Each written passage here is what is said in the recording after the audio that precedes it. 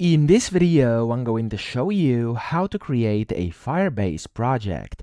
Now, the first thing you have to do, you want to sign into your console on Firebase. So you want to go to console.firebase.google.com, and this is what you're going to see.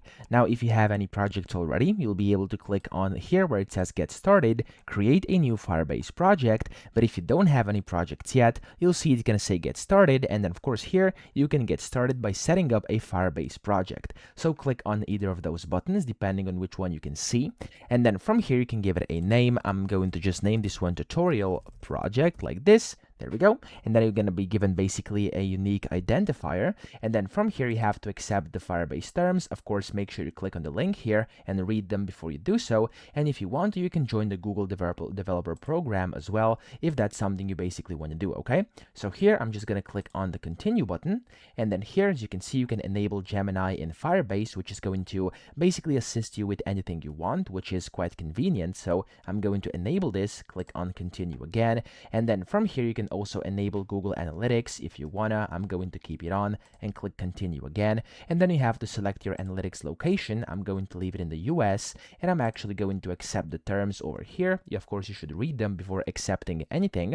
And then here, click on create project. Now this is gonna start preparing your project. It's gonna say please wait. You're gonna have to wait like for a few seconds, maybe like up to half a minute. Usually it's quite quick. This basically has to load and you are good to go.